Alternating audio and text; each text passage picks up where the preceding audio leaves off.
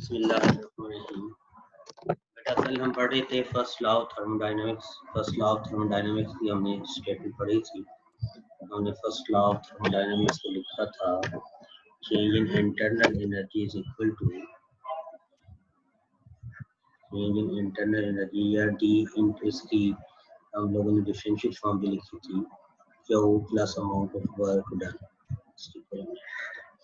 और अगर हम ये स्टेटमेंट लिखते हैं तो मैंने कहा कि work done by system will be taken as negative and work done on system will be taken as positive. बेटा आज हम फर्स्ट लॉ ऑफ थर्मोडायनामिक्स की एप्लीकेशंस पढ़ेंगे, different applications. First law of thermodynamics की हम एप्लीकेशन पढ़ेंगे adiabatic process में।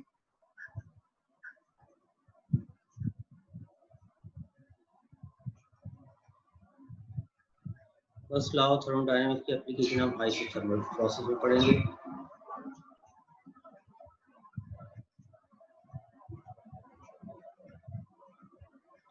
We will also see the form of first law of thermodynamics in a constant volume process, जिसे आइसोकोरिक प्रोसेस भी कहते हैं। Process. And also in at constant pressure, that is isobaric process. Constant pressure process. तो इनमें हम बारी बारी first law of thermodynamics की जो एप्लीकेशन है वो पढ़ेंगे। आज का हमारा जो लेक्चर है वो है एडियाबैटिक प्रोसेस। बेटा एडियाबैटिक प्रोसेस, इससे हम थर्मली आइसोलेटेड प्रोसेस भी कहते हैं। आपने पहले भी पढ़ा है, हम वर्क डन फाइंड आउट कर चुके हैं ड्यूरिंग थर्मली आइसोलेटेड प्रोसेस, पहले ही चैप्टर में हीट एंड थर्मोडायनामिक्स के। और एडियाबैटिक प्रोसेस वो प्रोसेस है जिसमें ना तो सिस्टम में कोई हीट एनर्जी एंटर होती है ना एग्जिट होती है। मींस ये ऐसा प्रोसेस है जो थर्मल आइसोलेशन में होता है। अब बेटा इससे आपने कंफ्यूज नहीं होना, ये आइसोथर्मल प्रोसेस नहीं है, ये थर्मली आइसोलेटेड प्रोसेस है। मींस ऐसा प्रोसेस जो थर्मल आइसोलेशन में है। मींस ना तो इसमें हीट एनर्जी एंटर होगी ना ही इससे हीट एनर्जी जो है वो एग्जिट होगी। तो ये this is the thermally isolated process. अब अगर इसके लिए मैंने फर्स्ट लॉ ऑफ थर्मोडायनामिक्स की कोई फॉर्म लिखनी है, फर्स्ट लॉ ऑफ थर्मोडायनामिक्स की जनरल फॉर्म क्या है? Change in internal energy is equal to Q plus W. So for adiabatic process,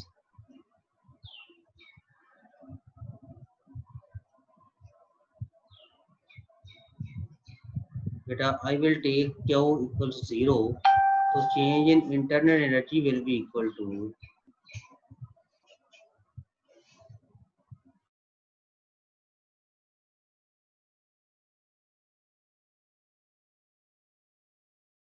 बेटा चेंज इन इंटरनल जो है वो इक्वल होगा for isothermal process, that will be equal to W for adiabatic process या process which is being carried out in thermal isolation. Now adiabatic process कहते हैं। Q will be 0, so change in internal energy will be equal to W. But this is the form of first law of thermodynamics in terms of adiabatic process. Adiabatic process की form में ये first law of thermodynamics की ये form for adiabatic process. अब हम लोग बेटा adiabatic process में हमें पता है कि extended form of buyers law जो है वो एप्लीकेबल है फॉर एडियाबैटिक प्रोसेस। तो चेंज इन इंटरनल एनर्जी की अगर मैं बात करूं तो बेटा चेंज इन इंटरनल एनर्जी को मैं लिख सकता हूँ CV किसकी इक्वल होता है? QV over N delta T, and at constant volume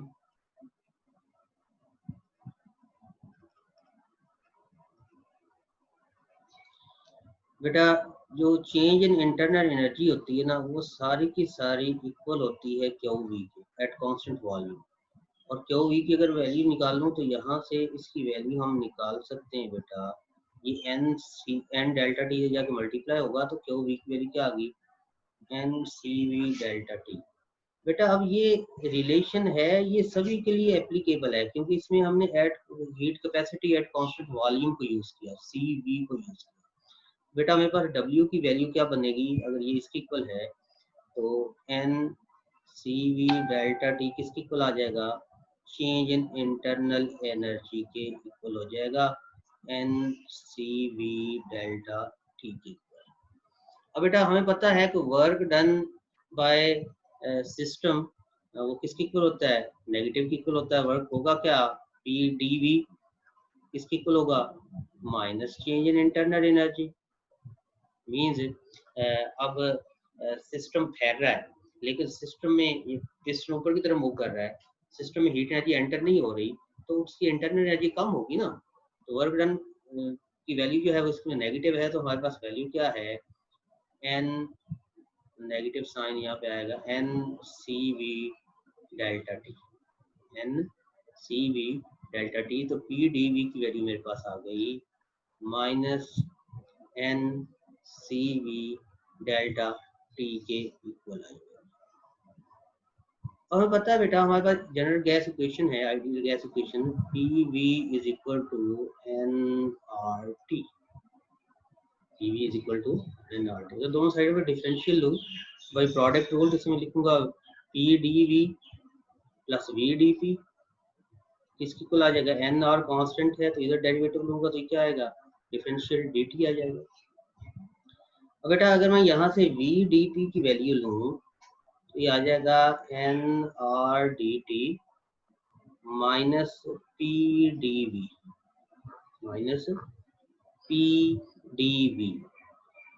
अब PdV की वैल्यू हमारे पास बेटा है क्या है, माइनस NCV डेल्टा टी। तो मैं क्या लिख सकता हूँ, NRDT, या डेल्टा टी को DT में भी लिख सकता हूँ अगर मैं इसे वो डिफरेंशियल की फॉर्म में लिखना चाह रहा हूँ ना। तो बेटा अब डेल्टा की जगह पे यहाँ पे D लिखिए, डिफरेंशियल यहाँ पे D लिखिए।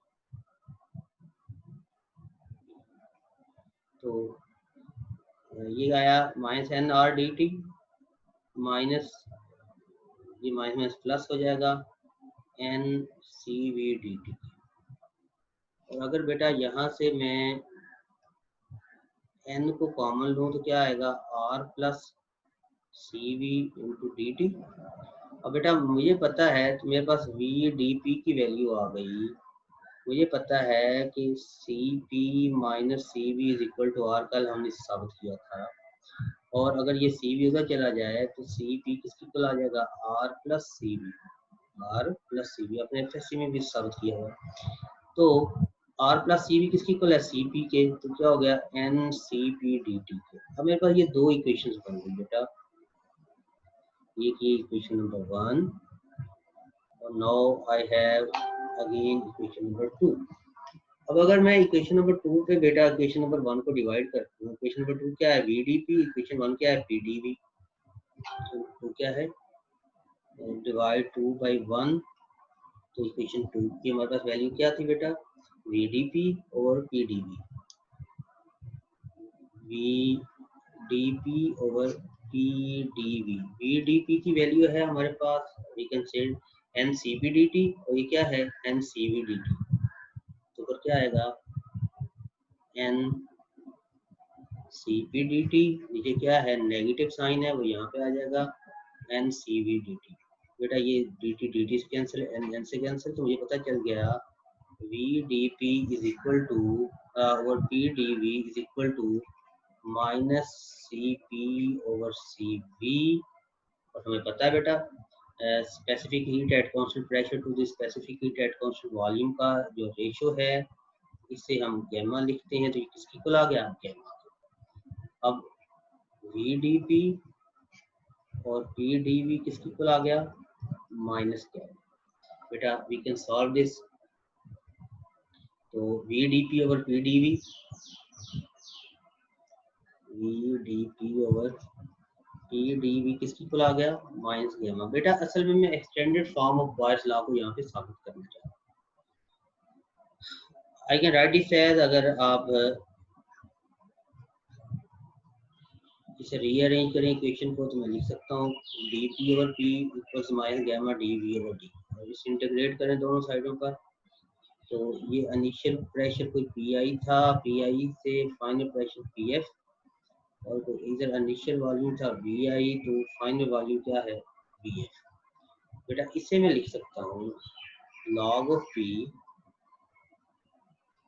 इसकी लिमिट क्या आएगी, P I to P I, लिखूंगा minus gamma log of V, इसकी लिमिट क्या आएगी बेटा, B I to V F. बेटा इसे मैं लिख सकता हूँ, इसे log of P F minus log of P I minus gamma log of B F, ये गैमा बाहर है, minus log of B I bracket. अब बेटा इसे मैं लिख सकता हूँ log of V F minus log of V I, तो इसे मैं अकॉर्डिंग टू लॉगरिथमिक रूल्स या laws log of P F log of P F over P I minus gamma log of V F over V I. बेटा अब ये इसके अंदर coefficient है, इसे मैं इसकी पावर बना सकता हूँ according to logarithmic rules, P F over P I equals log of Vf over Vi raised power minus k. Taking anti-log on both sides, I can write this as, तो anti-log लेंगे तो log खत्म हो जाएगा, तो क्या हो जाएगा बेटा, Vf over Pi किसके इक्वल होगा, Vf over Vi power minus k। बेटा इसे हम लिख सकते हैं आसानी से, Pf over Pi equals Vf power minus gamma over Vi power minus gamma, या इसी को हम रेसिप्रोकल करके लिख सकते हैं, Vi power gamma over Vf power gamma. अब बेटा ये वाला फैक्टर इधर चला जाएगा, Vf over Pi equals Vi gamma over Vf gamma, तो Vf गैमा इधर चला जाएगा, तो Pf Vf गैमा Vi इधर आ जाएगा, तो क्या आ जाएगा Pi Vi गैमा। बिल्कुल बेटा बॉयड ला क्या होता था, Pi Vi equals Pf Vf, तो ये क्या है Pi Vi गैमा किसके इक्वल है, Pf Vf गैमा के इक्वल, तो we can write this as Pv gamma equals the constant. बेटा this is known as extended form of Boyd's law, क्या कहेंगे, extended form of Boyd's law. Boyd's law की क्या है, extended form है, अक्सर पेपर में आ जाता है, prove that Pv gamma is equal to constant, Pv gamma is equal to constant. बेटा दिस इज वेरी इंपॉर्टेंट, इसे आपने सॉल्व करना है, जैसे आपने वर्क निकाला था ना थर्मली आइसोलेटेड प्रोसेस में 1 over gamma minus 1 Bf minus Bi जो फॉर्म में आपने लिखा था, सर ये भी साबित करने के लिए क्वेश्चन आता है कि prove that Pv gamma equals constant. अब हम यहाँ से एक और चीज को भी हम साबित करेंगे, ये भी पेपर में अक्सर आता है,